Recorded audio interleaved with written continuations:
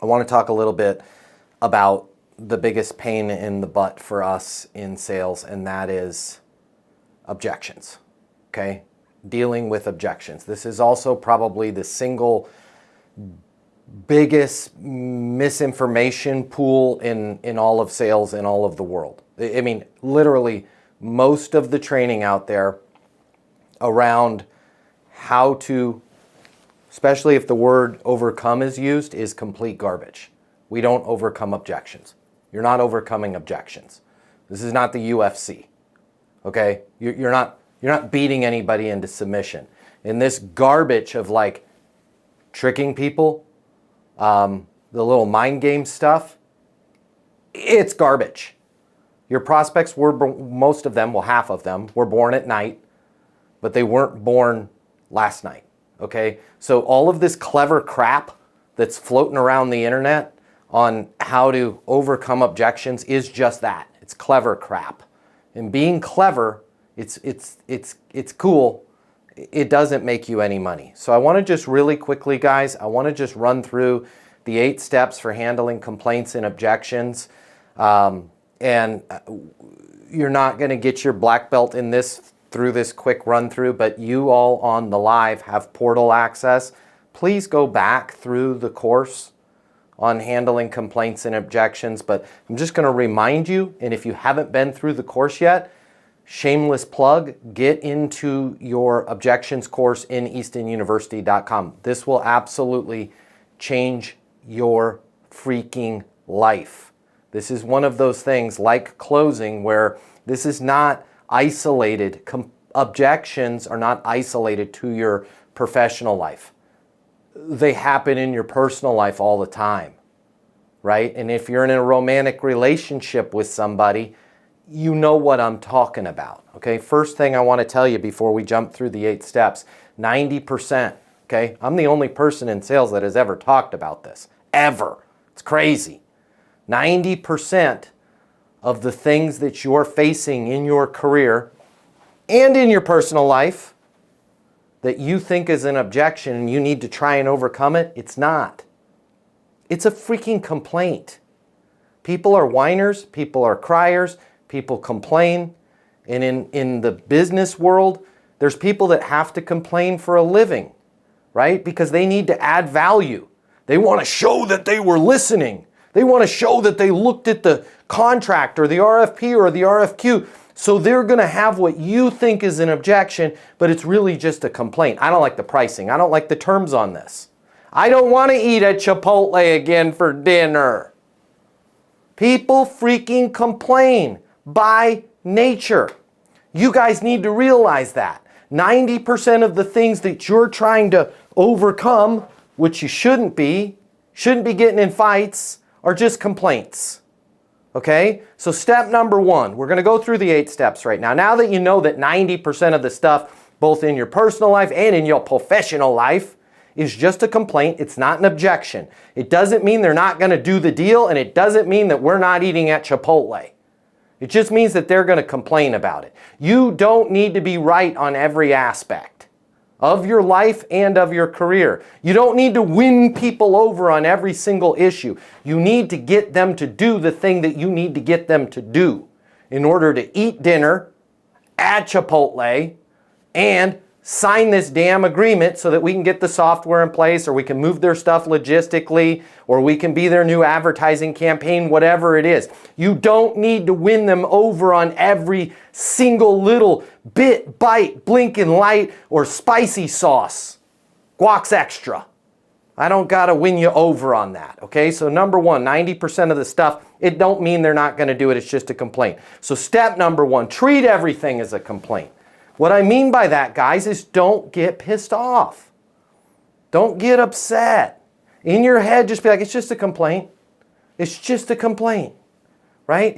Whether it's your personal life or your professional life. This step number 1 is mental. Just treat it as a complaint. Step number 2, isn't it amazing?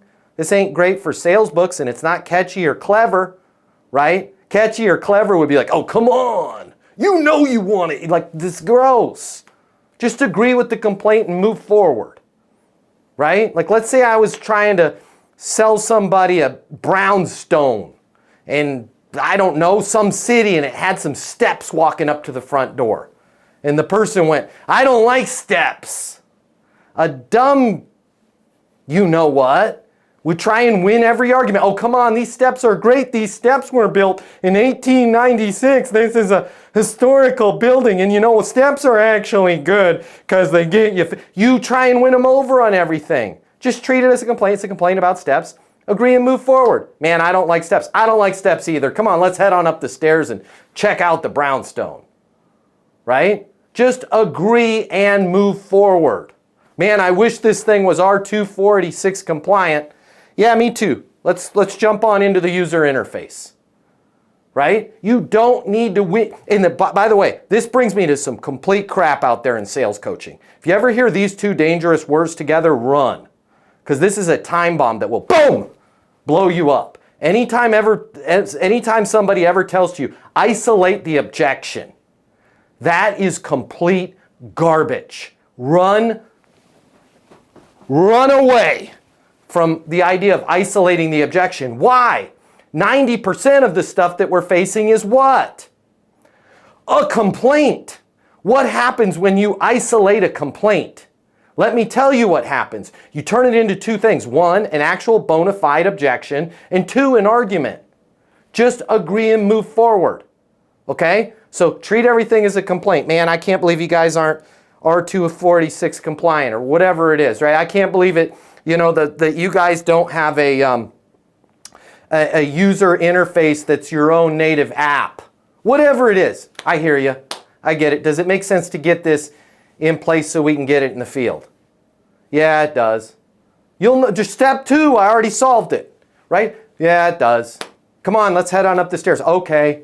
Yeah, I'll take this place. Most of the time, it was never an objection. So step number 2, agree and move forward. Guess what happens if it is an objection and we're not even there yet at step number 3? They'll bring it up again, right? So when they say, hey, you guys don't have your own native user interface or whatever the hell they're complaining about, right? Ask them for some solutions.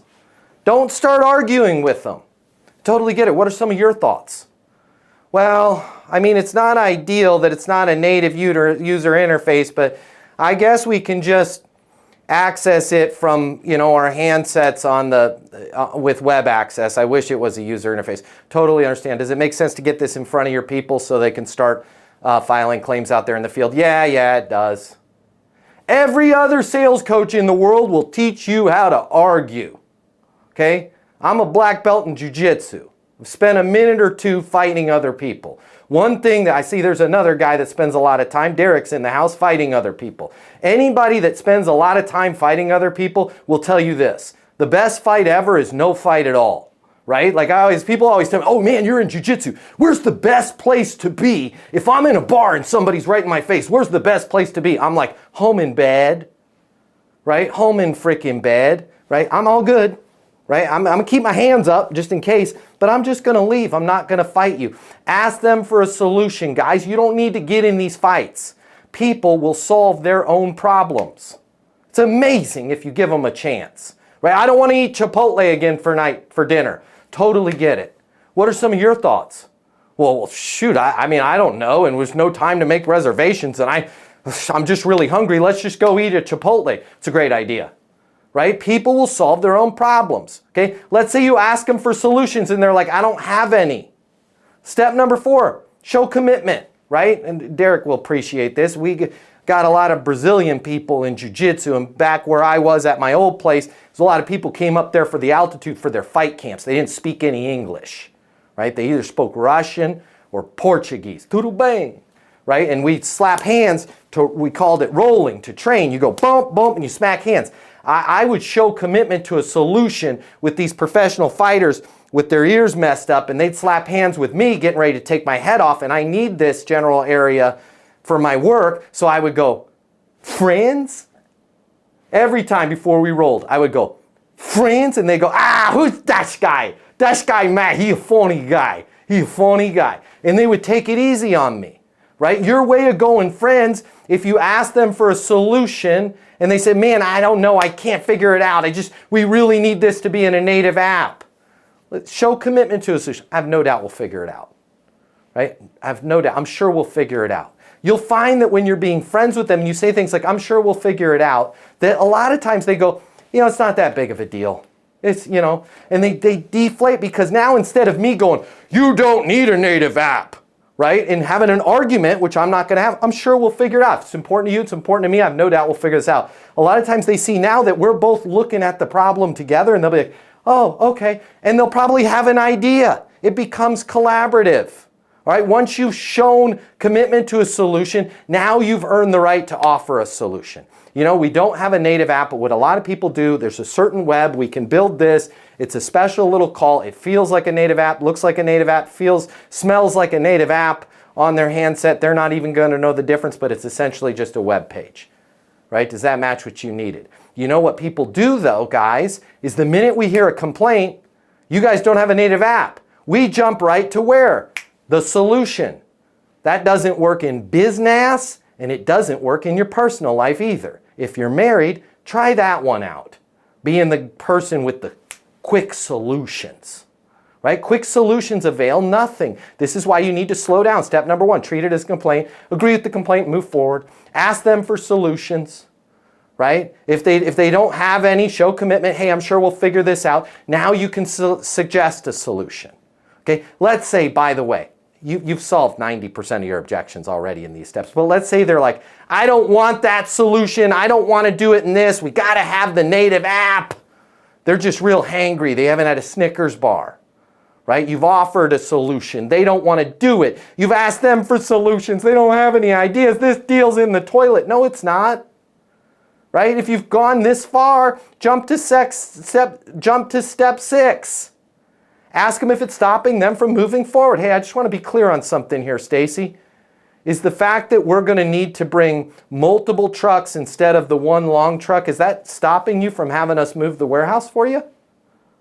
Right? Go back to the original thing. Right? With Derek, with Strike Zone. Hey, is the fact that we have the membership activation fee, is that stopping you from getting involved with martial arts again and joining the team here? Whatever it is, it's stopping you. Hey, Heather, is the fact that the party's at Creepy John's house, is that stopping you from going to, well, no, it's not stopping me. I mean, I don't want to go to parties at Creepy John's, but it's better than sitting at home.